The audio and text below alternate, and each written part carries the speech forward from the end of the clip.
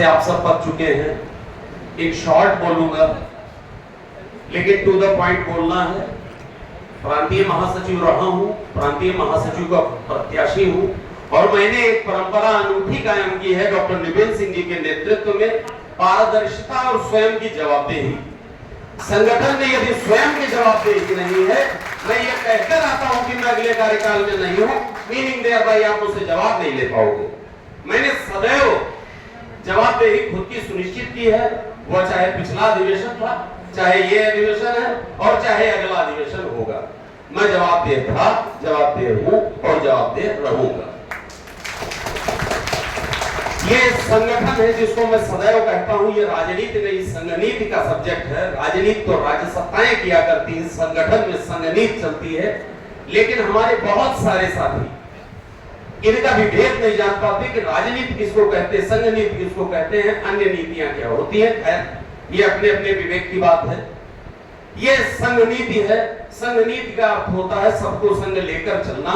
हमने 8 साल बेमिसाल उसी प्रयास को किया है जो हमारे तथाकथित खुद को विपक्ष कहते हैं। उन्हीं के भाषण में से मैं उदाहरण कोट करूंगा। एक भाई ने कहा लगातार इतनी चिट्ठियां लिख डाली, लगातार इतनी चिट्ठियां लिख डाली, अनवरत इतनी चिट्ठियां भेजी, क्या हुआ? दूसरा भाई बोलता आपने महासम्मेलन किया, आपने 2 अक्टूबर किया, आपने धरना किया, आपने लक्ष्मण झूला किया, आपने व्यथा अभिव्यक्ति यात्रा निकाला। भाई दोनों तय कर ले, बोलना क्या है कि हमने केवल पत्राचार किया या हमने धरना प्रदर्शन भी किया। अभी आप खुद कंफ्यूजन है कि इन्होंने किया क्या और ऐसा क्या किया कि हमारे 58 साल से लेके 18 साल के बच्चे तक इस संगठन से जुड़ाव महसूस करने लगे। हमारा 8 साल बेमिसाल ये है। हमने 8 साल बेमिसाल क्या बनाया है? हमने ये बनाया है कि हमारे सीनियर्स भी हमारे साथ बैठे हैं, हमारे भर्ती होने वाले बच्चे भी हमारे साथ बैठे हैं और वे इस संगठन के साथ अपना जुड़ाव महसूस करते हैं। इस संगठन में अर्धरात्रि तक बैठ करके किसी जनपद में अपने नेता का इंतजार करते हैं। ये 8 साल बेमिसाल हमारा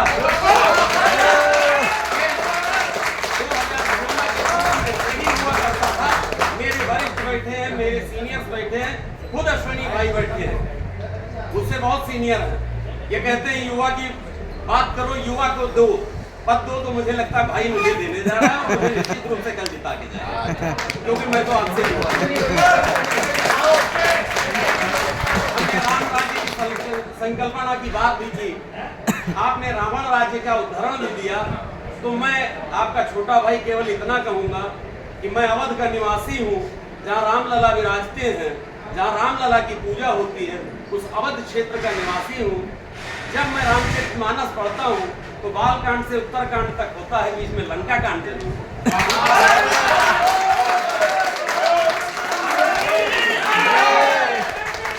जिंदाबाद। हम सदैव अपने साथियों के प्रति जवाब दे रहे हैं, अपने साथियों के प्रति स्नेहिल रहे और हमने हमेशा ये प्रयास किया है कि हम आपके फोन रात 11 बजे भी उठाएं, रात 12 बजे भी उठाएं। हमारी अपनी व्यथाएं कभी इसका बाधा नहीं बनी। हमने सदैव यह कार्य किए हैं कि हम आपके साथ मिलकर चले, लेकिन जब कोई खुद को तथाकथित विपक्ष बनकर बाहें चढ़ाकर दबंगई करने संगठन के मंच को दूषित करने आए, तो सबसे पहला प्रतिरोधी जो मिलेगा उसका नाम होगा नरेंद्र विक्रम सिंह और रहेगा। लेकिन इस संगठन में मर्यादा आना, जब तक यह मंच है, जब तक यह धर्म है, यह दीवानी न्यायालय कर्मचारी संघ मेरा धर्म है, इसका संविधान मेरी गीता है। यहाँ इस पावन सदन में हम सभी शक्तिमान जो हमारा शक्तिपुंज जनपद है उनके समक्ष किसी भी प्रकार के ऐसे कृत्य न करें। हम स्नेहित होकर के सबका स्वागत करते हैं, हम तो अपने हर वरिष्ठ का पैर छूते हैं। ये आप सब में सभी जानते हैं कि मैं कितना विनम्र रहने का प्रयास करता हूँ, लेकिन विनम्रता उसी स्तर तक जब तक हमारे संघ का अपमान, जब तक इस मंच की मर्यादा बनी रहे, क्योंकि इस मंच की मर्यादा पालन कराना भी मेरा ही दायित्व है।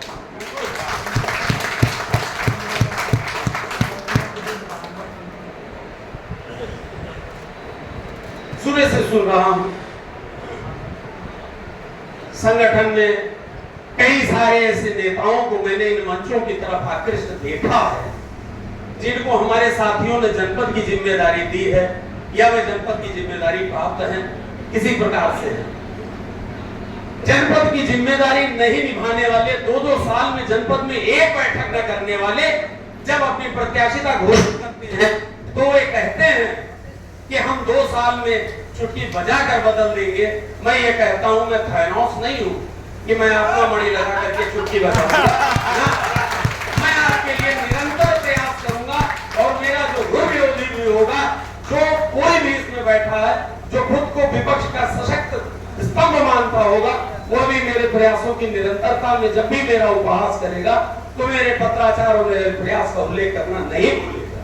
हमने 8 साल बेमिसाल इस तरह बनाया है, हमने आपके सामर्थ्य को जगाया है, हमने उन 102 बच्चों के सर पर हाथ रखा है कि बेटा तुम्हारे घर वाले नहीं है, हम हैं। आप उससे संतुष्ट हो ना हो, आप उसका विरोध करें, जो इच्छा हो वो करें, लेकिन वो बच्चे जानते हैं, क्योंकि मैंने उस दौरान 100 फोन रिसीव किए और इस बात के किए कि भैया मम्मी से बात कर लीजिए, सर पापा से बात कर लीजिए। आज मेरे पति नहीं है, मेरा बेटा बड़ा खुश है क्योंकि आपने जो सही करा दिया, और ये मेरी आत्मा को संतुष्टि देता है और इससे मैं संतुष्ट होता हूँ। संघीय अधिवेशन में गए मैं चंदा मान कर करता हूं, क्योंकि मैंने धन नहीं कमाया है, मैंने वेतन कमाया है जिसको मैं अपने परिवार को, मैंने अपनी पूरी सेवा में